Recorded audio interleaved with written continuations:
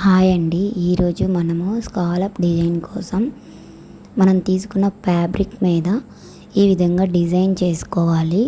First కొంచెం big సైజులోనే design వేసుకోండి. వీటిని మనం పేపర్స్తో ఎలాగ డిజైన్ చేయాలో చూద్దాం.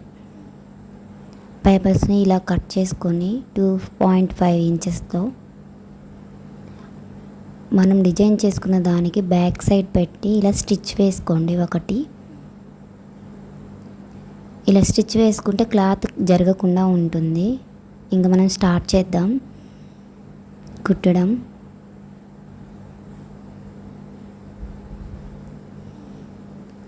కరెక్ట్గా డిజైన్ మీదే స్టిచ్ పడేలాగా చూసుకోండి.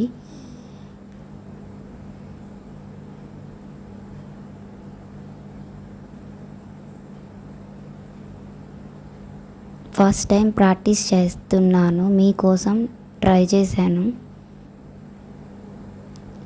ఇలా ఈ విధంగా అయితే వచ్చింది.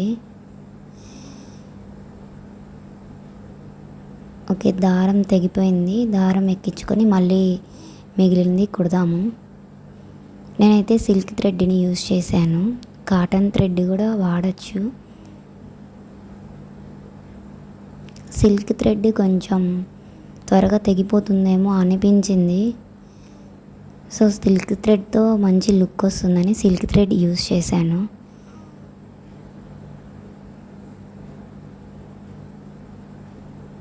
మీకు చూపిద్దామనే ఈ వీడియో తీశాను. నేను ఫస్ట్ టైం ట్రై చేశాను. ఓకే, నాట్ బ్యాడ్, బాగానే వచ్చింది అనుకుంటున్నా. మీకు ఎలా అనిపించిందో కామెంట్ చేయండి. ఇలా మనం గీసుకున్న డ్రాయింగ్ మీదే అలా స్టిచ్ చేయాలి.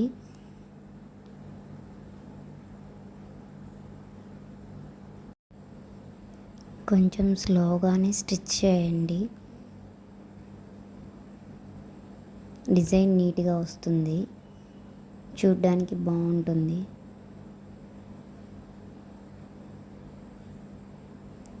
ఓకే, ఇలా అయితే వచ్చింది. దీన్ని సెకండ్ టైం స్టిచ్ చేసేటప్పుడు కొన్ని వంకలు ఉంటే సరి చేసుకుంటూ స్టిచ్ చేయాలి.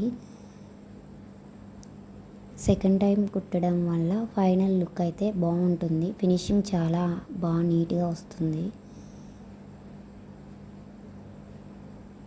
కొంచెం థిక్గా కనిపిస్తుంది బార్డర్. ఫినిషింగ్ బాగా వస్తుంది. అందరూ బకరం పెట్టి స్టిచ్ చేస్తారు, పేపర్తో ఎందుకు రాదు అని ట్రై చేశాను. ఫైనల్ లుక్ అయితే బాగా అనిపించింది.